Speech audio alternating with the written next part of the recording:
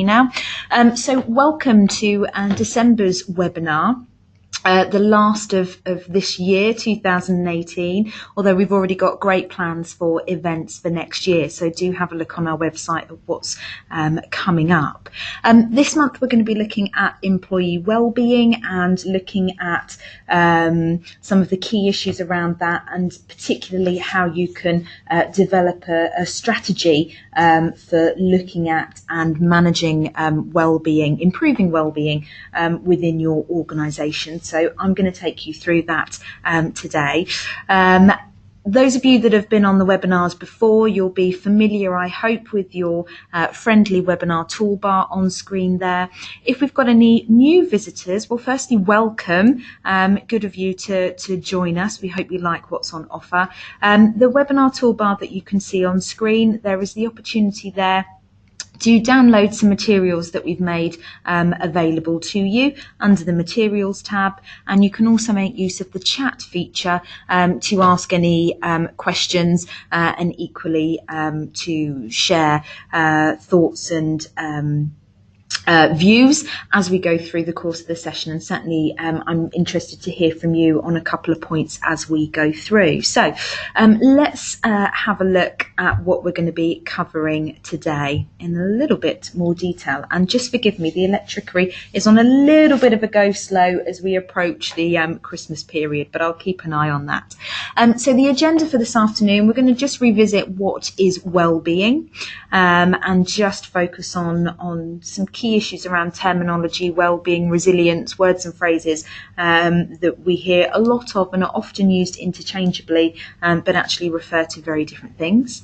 We're also going to look at the relationship between wellbeing and work, and the advantages, the positives, benefits around focusing on this for your workplace, and I'm sure we'll have a whole host of thoughts to share around that.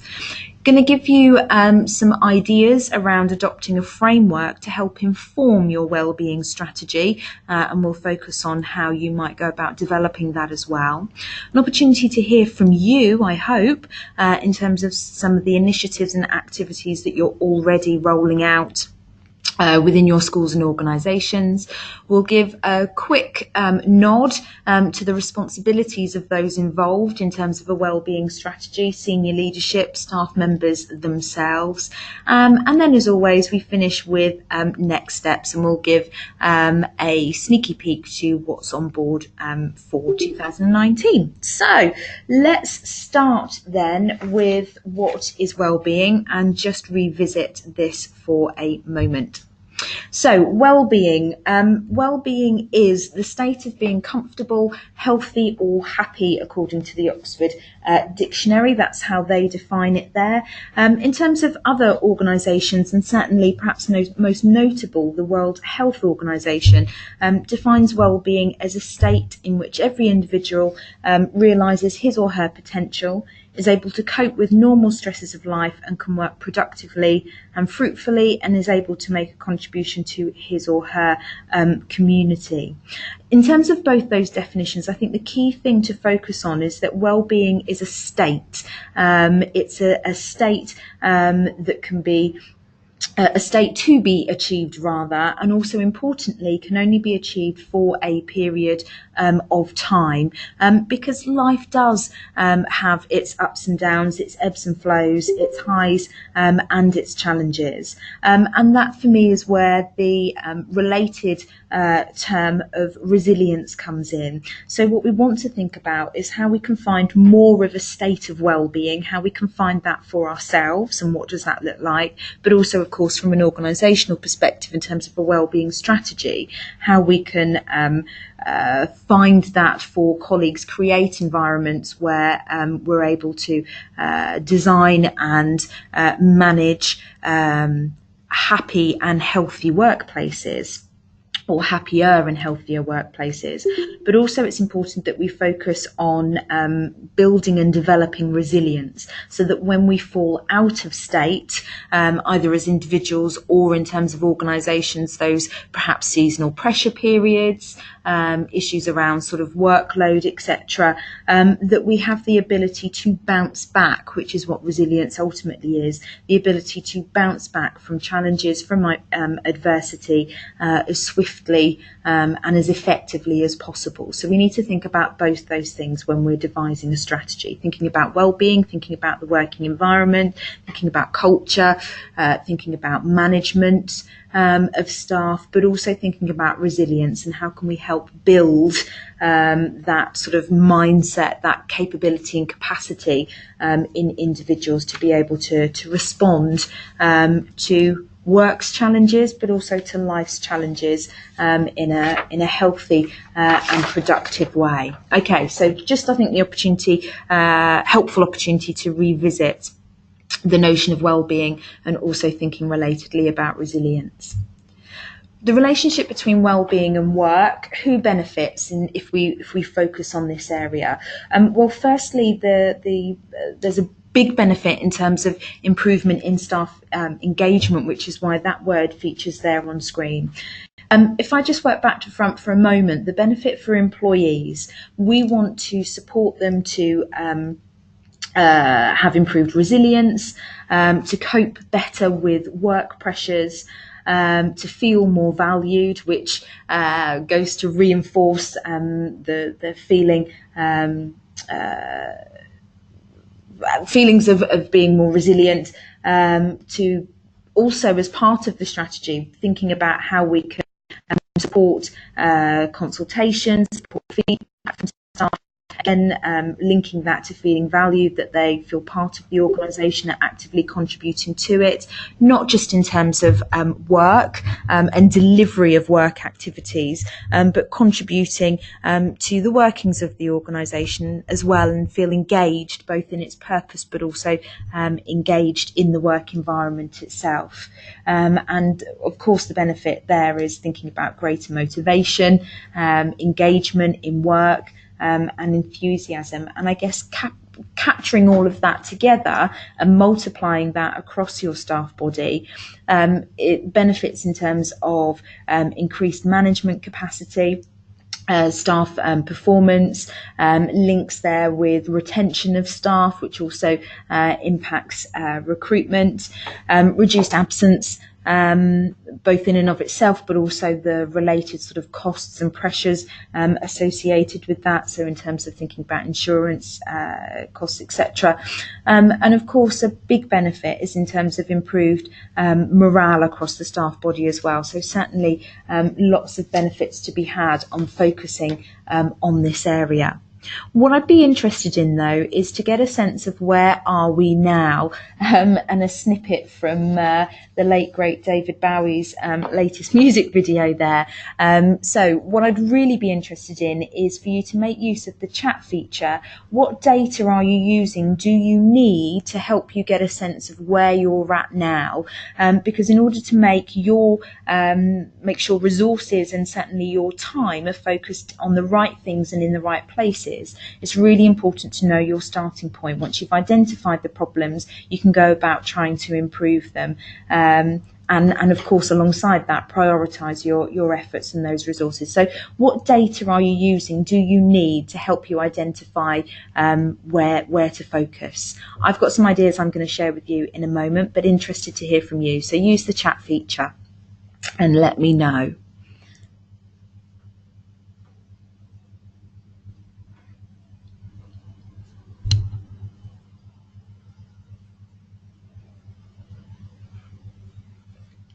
Okay, are folks still with me? Are you able to make use of the chat feature?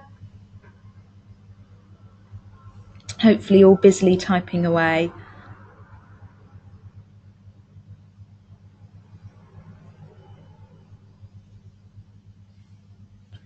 Okay, let me just type something to you lovely folks.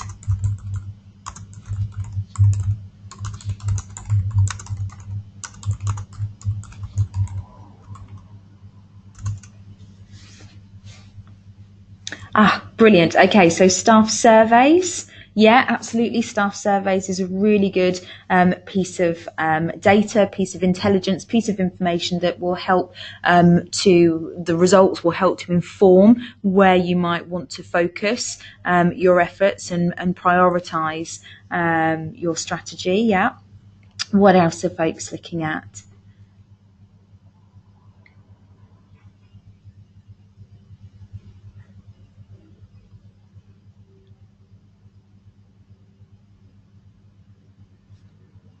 Okay, so alongside staff surveys, maybe people have thought about absence data and any trends or themes that can be identified from absence data in terms of things that are impacting on people's health within work, whether that's perhaps physical environment, whether that's workload, whether that's issues around let me think.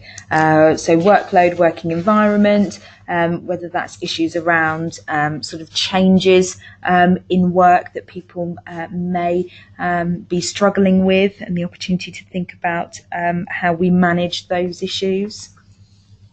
Return to work interviews, yeah, so also looking at those. So not just hard and fast sort of absence data, but absolutely making use of those return to work interviews and information that is shared with you there, and collating that. And again, thinking about what, if any, themes can you identify from the results of those conversations. Also thinking about retention data. So you may have a high turnover rate for staff in particular areas of the school. What, if anything, can be gleaned there, particularly if you do surveys, exit interviews with your leavers? What, if any, information will that does that yield? You've mentioned staff surveys. Also any other informal feedback. So what you're hearing and feeling in walking around the school in terms of the sort of temperature test within the staff room, within team meetings, feedback and conversations that happen in those forums, in those spaces, whether that's explicit sort of queries, questions, feedback and suggestions that are shared, as well as sort of observations of the working of those meetings. Is there lots of sort of positivity, or actually is there a bit of sort of concern creeping in, maybe some negativity creeping in those meetings, in those spaces, and sort of doing that temperature check alongside all of those other sort of data and evidence, sources of evidence that you can make use of. So do you think about taking the temperature of where you are now, understanding where you are now, so that you can look to focus on the right things, prioritise the right things moving forward.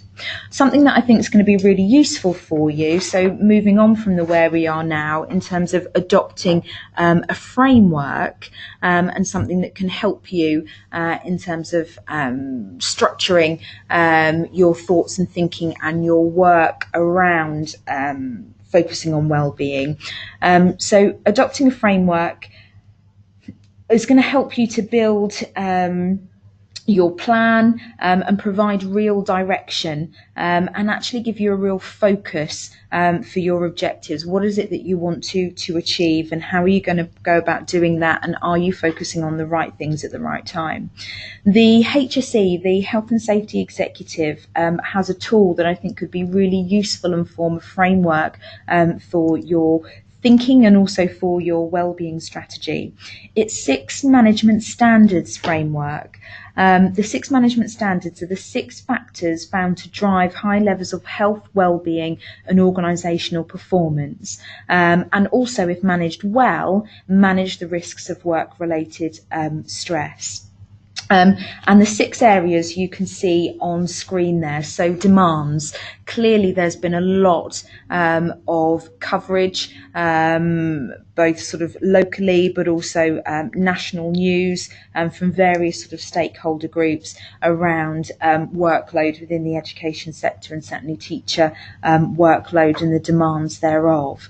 And certainly focusing on this area, so the issues around workload but also work patterns and the work environment. If we're able to focus on that and our employees indicate that they're able to cope with the demands of their job and that there are systems in place locally to respond to these concerns, that would certainly be indicative of a well-managed, effective management of that standard. So the sorts of things that would be useful to have in place, the things that you'd be wanting to achieve is to be able to provide employees with adequate and achievable demands in relation to their agreed hours of work, that people have the skills and abilities that are required for their job and the demands placed upon them. So we can reflect on recruitment and also thinking about appraisal, thinking about staff development as part of that, ensuring people are well equipped. That also jobs are designed to be within the capabilities of the employee, and that their concerns around their work environment are addressed, would all be things to think about in terms of focusing on demands and thinking about how we can ensure that we're effectively managing that area. Control is another one, so thinking about how much say people have in the way that they do their work. And the standard talks about I suppose effective evidence of that would be that employees indicate that they're able to have a say about the way that they do their work, that there is a level of autonomy that they have, and that there are systems in place locally, again, as ever, to respond to individual concerns. So the sorts of things that the HSE talk about in terms of what should be happening in a well-managed workplace is that where possible, employees have control over their pace of work, that employees are encouraged to use their skills and initiative to do their work, that there's also encouragement to develop new skills to help them in undertaking new and challenging pieces of work as well.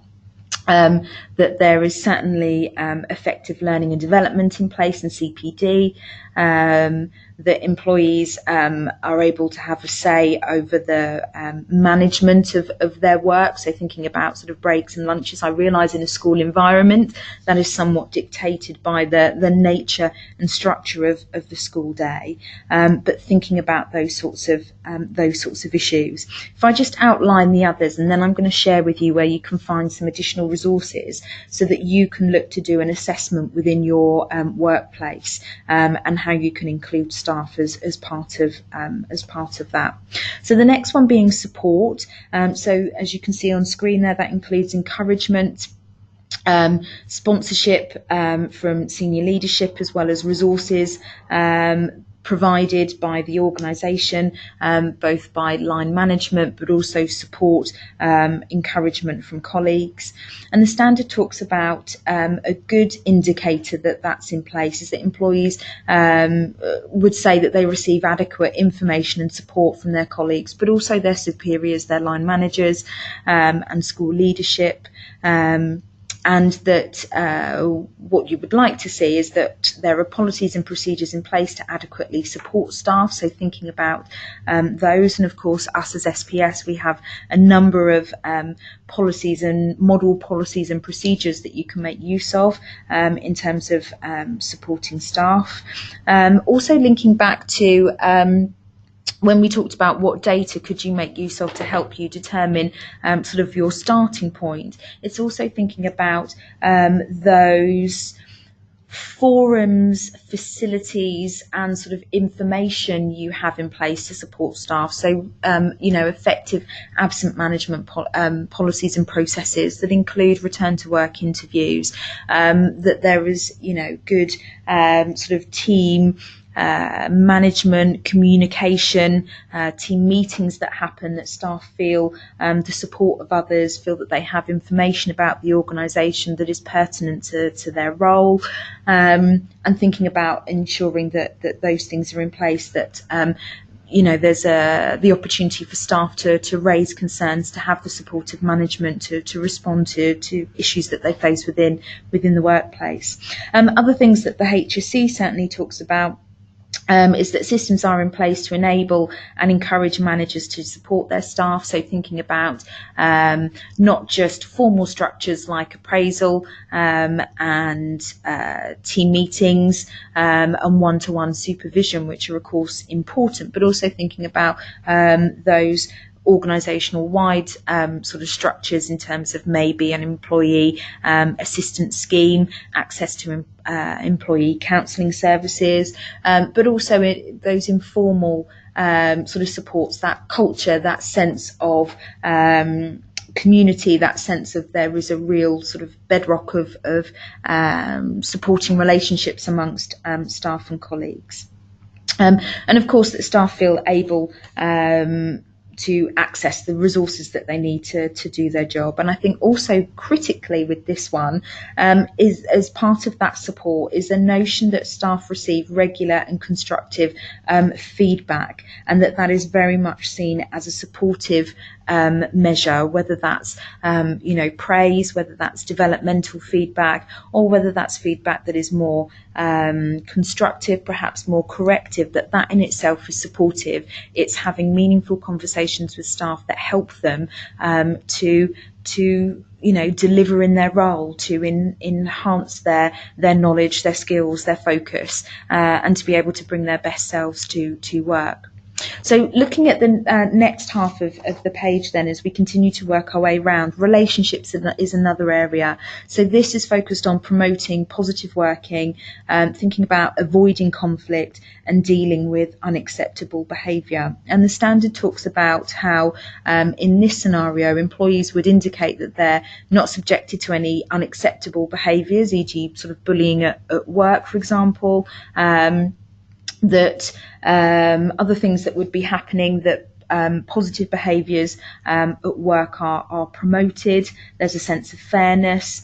Employees share information that's relevant to their work. People aren't working in silos. And I guess support and relationships work very closely together. There's information sharing, there's trust, there's confidence in and amongst teams. Also in terms of relationships, that the organisation has agreed policies and procedures to prevent or resolve unacceptable behaviour. So again, making reference to our model policies that are available on our website and can support you with this, it would be having things like a code of conduct in place that is clearly articulated to staff, both on their appointment as part of sort of your induction processes, but is also reaffirmed ongoing. It would be having policies and procedures like disciplinary policy, again reiterating what is acceptable and unacceptable behaviour. You would do well also to have a bullying and harassment policy, may be referred to as a dignity at work policy, and tied in with that also clear policy and procedure for handling grievances as well. So where staff have concerns, how are they managed in your school, both informally but also knowing that there's formal structures in place for staff to raise those concerns. Also thinking about a whistleblowing policy, again, in terms of if staff have concerns and are wanting to report unacceptable behaviour. So really having those mechanisms in place, but also not forgetting the importance of encouraging upward feedback on an informal basis. So again, we can link this to return to work interviews, we can link this to supervision and that two-way flow of communication. We can link it to appraisal, and again sharing of information from the member of staff. So whether it's one-to-ones or whether it's team supervision, the opportunity for information to flow from staff, encouraging that upward feedback. Role, so whether people understand their role within the organisation, and also ensuring that roles are well designed, that there isn't role conflict, that we're not unwittingly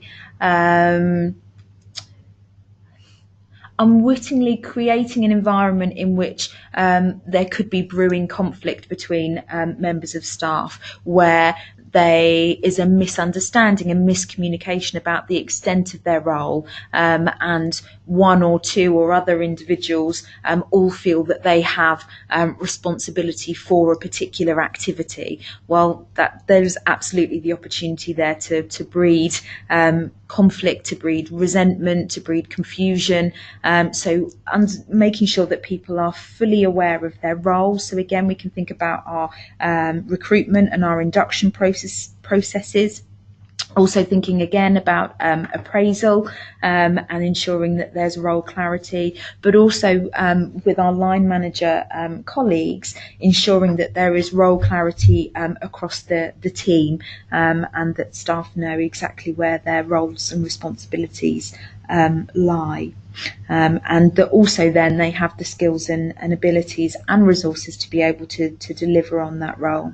And finally, change. So how organisational change is managed and communicated within the organisation is something else that the HSE have both found in their research as a key indicator of happier and healthier and more productive workplaces, and is also conversely a risk factor if that is not effectively managed, a risk factor to workplace stress. So the sorts of indicators here we'd be looking at is that whether the change is a large scale restructure, or whether it's a smaller perhaps more day-to-day change, that those instances are well communicated, that staff are receiving timely information that enables them to understand the reasons for the proposed change, that they receive relevant knowledge and guidance and perhaps even training in order to be able to respond well to the change and be able to deliver on changes in practice or sort of workplace systems moving forward, that they're aware of the timetable for change. And also linking back to support, that there's support in place during those processes, both I suppose personal support, whether that's informal in terms of access to managers, either their direct manager or school leaders, in terms of management to be able to raise questions and talk about the issues and how they relate to them and their team and their department, but might also be offline support structures. Again, perhaps if you have an employee counselling service available to staff, or knowing where you can access that sort of support and resources, and being able to signpost staff to that. And it is really about this framework, this 6 management standards. It gives you that framework, because if these areas are effectively managed, they do promote healthy and productive workplaces. And if they're not well managed, then they do represent stressors. Interestingly, and I'm going to ask you to use the chat feature now, of the 6, the HSE, I should say, have done a big piece of research on how these standards play out in various sort of sectors, from us in education to colleagues in health to the financial sector. Thinking about education, of those 6, which 3 most commonly impact staff in schools? Which the 3 biggest issues affecting education do you think? Is it role clarity? Is it relationships? Is it support? Is it demands, change or control? Which 3 do you think are the biggest issues affecting education? Because I can share with you the research, and that'll again help you to prioritise. So whilst you type that in, demands, change and role, we've got a bid for. Okay, I can tell you that 2 of those are right. Demands, change and support. So definitely demands and change are featuring high on the agenda, high levels of focus. Any other takers?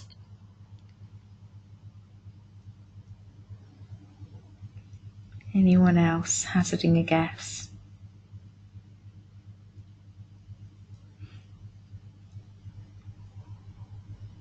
Demands, control and role. Okay, so some agreement with other colleagues there. Okay, I can tell you that demand and change are definitely in the top three. In fact, demand comes top of the list within the education sector. Change comes second, so well done those of you that mentioned demands and change. And the third one is relationships. And the HSE have revisited this research from its inception in 2007, I believe the management standards go back to. They have periodically revisited this research, and consistently in education, those three come out as the three biggest sort of issues impacting education. So if you get yourself onto the HSE website, and I've given you a link there on screen, they've got a host of helpful and free content, including workbooks. There's a staff survey that you can make use of that asks questions themed to these 6 areas, so you can absolutely look at the results and focus on the key areas. I mean, I've shared with you that the top 3 are highly likely to be demands, change and relationships. So that would certainly be a good place to start. But if you wanted to make use of their survey and incorporate those questions, or make use of the survey in its entirety, you could absolutely focus based on the results from that survey on the areas that matter most within your school. There's, as I say, a wealth of free content. So as well as the survey, there's other information and resources. There's case studies on there. So do go and check it out. It's a really valuable section of their website and gives a whole host of information. And those workbooks helps to talk you through how you can make use of these management standards, how you can make use of the survey, how you might want to approach this work. So I'm going to share some thoughts, continue to share some thoughts and advice through this session, but there are those workbooks that you might want to pick up on as well. Okay, so let's move on from our possible framework that you might want to make use of, that is going to help you think about where you want to target. And once you've identified those areas that are having the most impact, I should say, within your schools, you can think about how you want to tackle those. And certainly the HSE gives some indicative advice and guidance based on activities from their research with organisations that are already using this as a framework, as a tool. So you'll have access to that. But I think one of the key things to think about when you're developing a wellbeing strategy is not a one-size-fits-all. So by all means, make use of the advice that I'm sharing with you, make use of the advice from the HSE, make use of the advice from other organisations and colleagues in terms of other schools and academies that are undertaking wellbeing initiatives, but it's not an off-the-shelf approach. By all means, make use of the framework, but it really is understanding what are the issues within your organisation, what are the things that you need to focus on to support the issues at play in your school. Look to identify your objectives, think about what does success look like, and also how are you then going to measure it, because if you're going to put a lot of time and work into developing a wellbeing strategy, focusing attention and resources, engaging both management colleagues and staff in terms of, you know, we're focusing on wellbeing, we've got activities, equally hopefully soliciting their views as well, as both from the outset in terms of helping to understand that starting point, but also throughout. Really important that you're able to measure the outcome of all of that work and attention and that focus. So be clear on what success looks like, sort of paint the picture, build the narrative. What does success look like? What does done look like? What is it that we want to get to? And how can we measure our success? How will we know when we've got there? How will we know when we've made progress towards that outcome, so that you can evidence to yourself, to management colleagues, to staff, the progress that you're making, but both in and of itself in terms of we're delivering on the strategy, but also giving you the opportunity to celebrate successes along the way, because this is going to be a long-term piece of work and really important both for yourselves and the wider school community, that you have the opportunity to celebrate steps in the right direction, celebrate success along the way. Identify your priorities. And I've given you a little visual on screen there. In terms of identifying your priorities, focus on the things that are going to have the highest impact, okay? So you want to get focus on those master strokes, okay? Things that are high impact and relatively easy to do. Focus on slow burns as well, longer term pieces of activity. So high impact, but it's going to take a little bit longer, maybe a term, maybe half a term, maybe a whole year to realise sort of the successes of that initiative, but absolutely focus on it nonetheless and give it its time and space.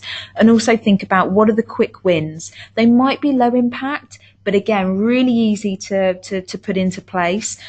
So think about those two green areas first, master strokes and quick wins. Get a couple of those on the board, because again, you'll have the opportunity to celebrate those successes and get some positive PR out there in amongst the staffing body, and celebrate, as I say there, even the tiniest of successes. Keep those good news stories filtering out through the organisation, continually galvanising people's attention, people's commitment, people's motivation to want to see this as a success and to want to contribute to it.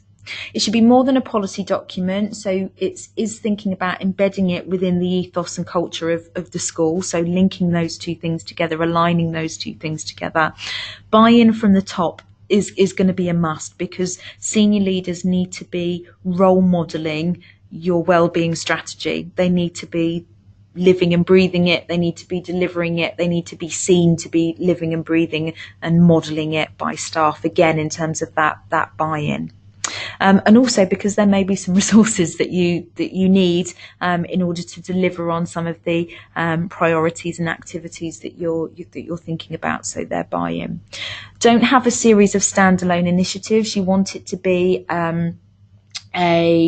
a strategy. You want those themes, those strands, those activities to come together into a holistic whole, and be, supporting each other, be working together as part of your wellbeing strategy. So it can't be a standalone, let's have a healthy eating day in the staff room, and you invest in a fruit basket, you invest in some other resources or topical sort of day or activity, and that's it done. You want it to be an ongoing strategy, a program, a campaign of well-being, as opposed to isolated one-off activities.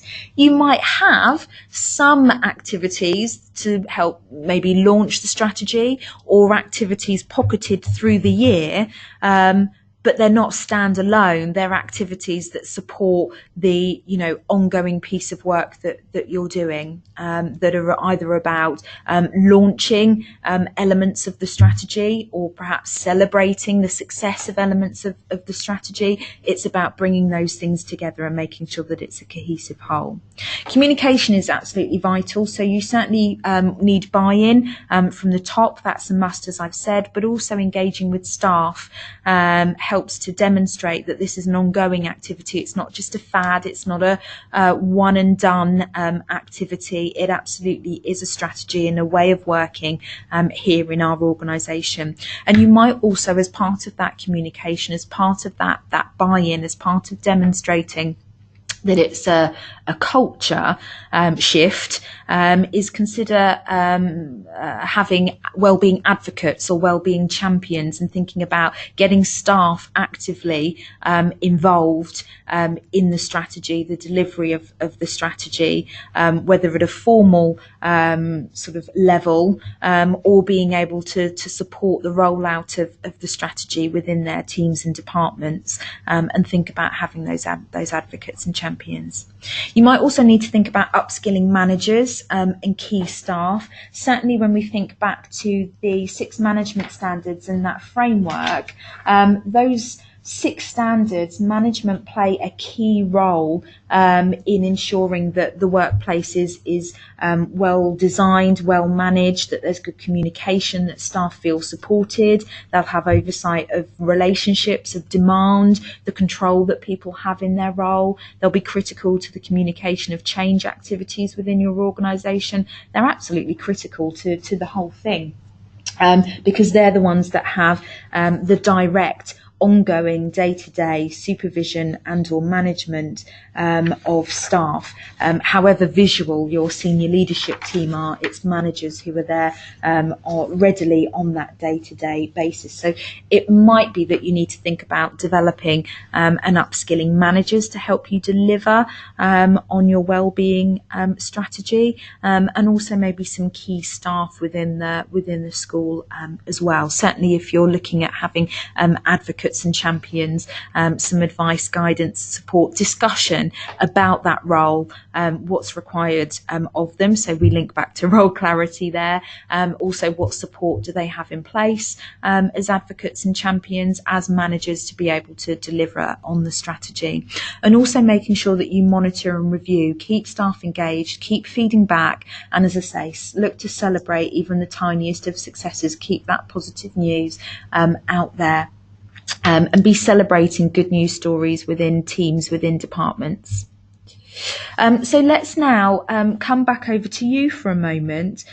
So what are some of the things that you're currently doing to support, promote staff wellbeing in your schools, and the opportunity to share ideas and start something good? So just make use of that chat feature and share some of what you're doing already, because these might be ideas that others can make use of and integrate into their plans for the future. So I'll give you a moment to tap away.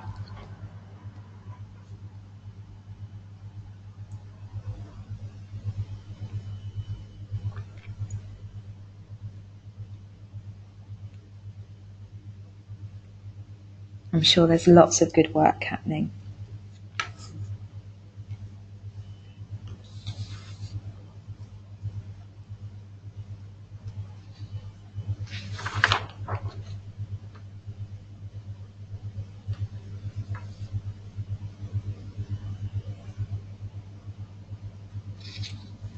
Okay.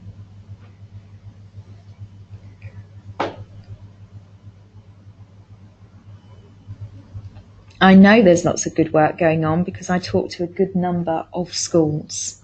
And I imagine, let's just keep things moving on because I'm conscious of time. I imagine it looks a little something like this. Oh, we've got some thoughts. Okay, so weekly staff meetings, organising staff social events, offer something once a year like a short massage, professionally delivered to each member of staff.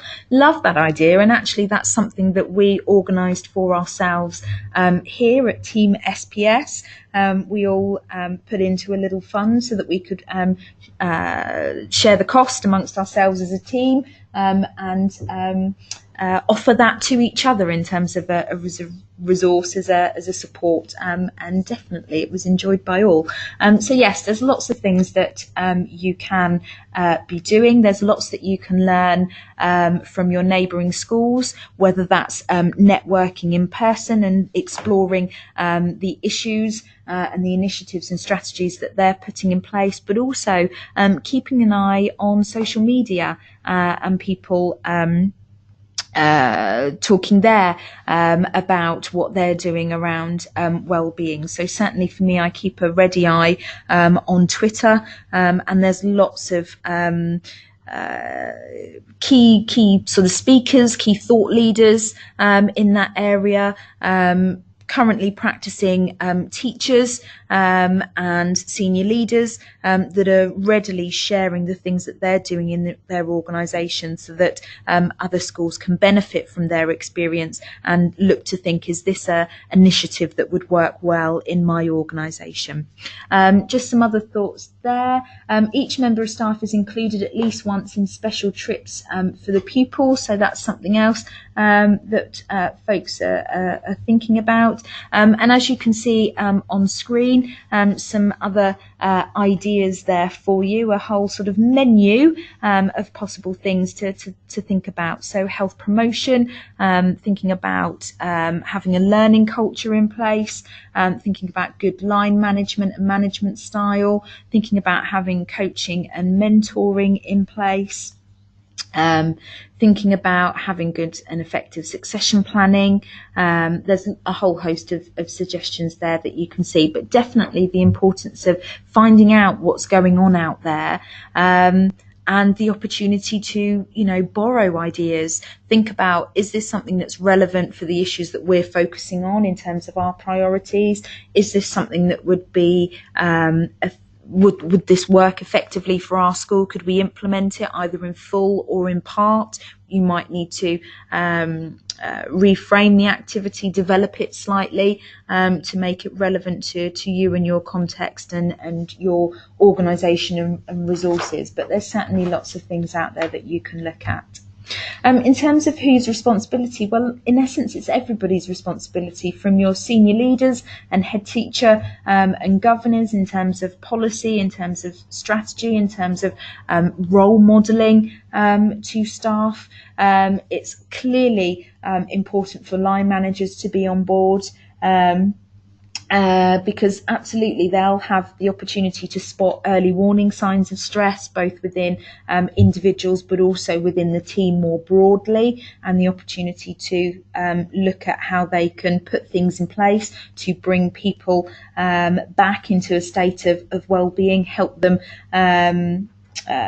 bounce back from sort of challenges and the demands of the role. Management behaviour not only impacts on employee health and wellbeing, but also on employee engagement as well. So, the real importance of focusing on management colleagues, and we talked about the sort of value of communication and upskilling of management colleagues as you look to bring any wellbeing strategy on board.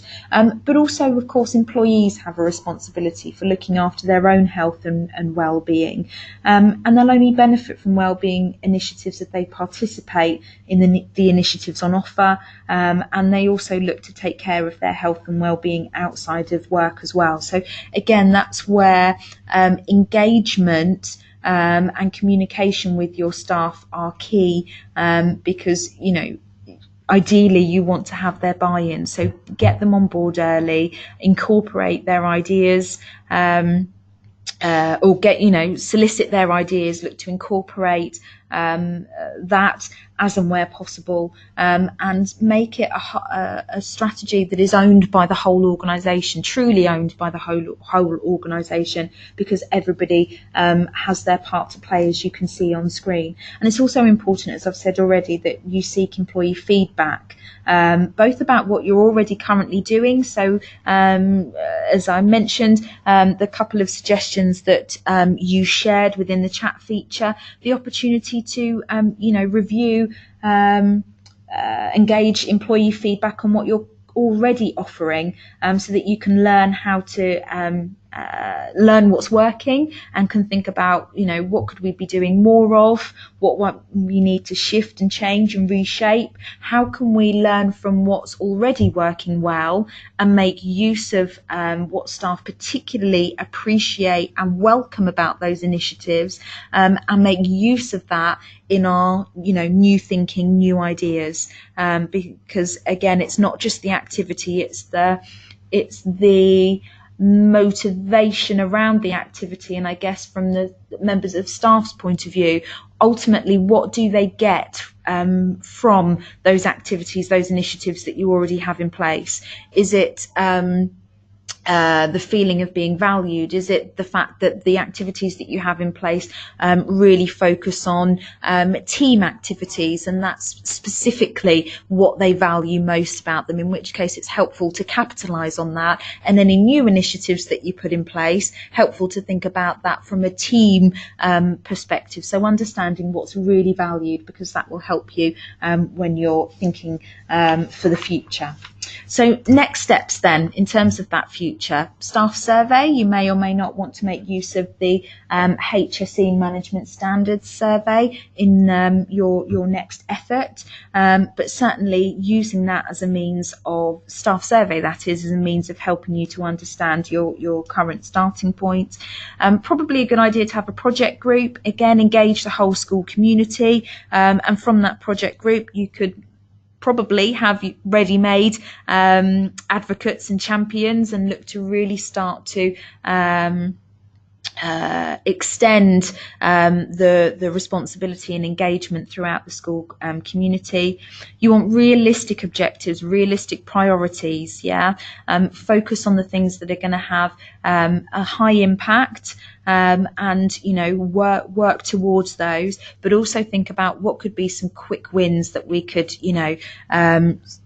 get off the ground straight off the bat, that when we're feeding back on the staff survey results, here's a quick win of how we're going to respond to these particular themes and areas that you've commented on, that you've highlighted as part of that staff survey. Those quick wins give a sense of, this is a real commitment, continue to work and engage with us because we're doing things. Look, a quick win straight off the bat. Have a wellbeing statement that heads up your strategy, that talks about your commitment to wellbeing. Look to roll out practical initiatives, make them meaningful, realistic, because then they're going to happen and they're going to have an impact, and make sure that you evaluate that impact, that you're monitoring what's working. You're able to make refinements as you go through, that you're able to capture those successes, and celebrate those successes, those positive steps forward along the way. And hopefully that is a useful framework for you to be taking back to your organisations and making use of. So finally then, having come to the end of the discussion around wellbeing, unless there's any other comments in the chat feature, future webinars. So January, we're going to be looking at planning and managing redundancy and restructure processes. I think that's probably a timely opportunity to revisit that area, particularly if as a school you know that you're going to need to make some changes for the new academic year, for September 2019. January is probably the time that you're going to need to be putting business cases, rationale together to start those processes. Obviously, we're as ever here to support, whether it's with model policies, whether it's through our consultants providing you with advice on staffing issues and matters that you're responding to and managing, or whether it's through training and development, our webinars or our courses or bespoke work that we happily do with schools. I hope today's proved really useful. Please do fill out the feedback forms that come as part of registering on this webinar. It's always lovely to hear from people, particularly because we ask you to share A, your feedback on the session, but B, your ideas for other topics of interest as we continue to move forward with our webinar series and agenda. And we very much want to make these sessions as relevant to the issues that you're facing as we can. And so we will happily pick up on topics that you suggest as well. And I guess the final thing for me to say, with all of 5 minutes to spare, is Merry Christmas as we come to the end of this school year. Merry Christmas and happy holidays, but also very, very much a happy new year as well. And here's wishing good things for everybody in 2019. And we will see you for Webinar Wednesday again in January. You take care, folks. Have a lovely rest of the day and happy holidays. Take care.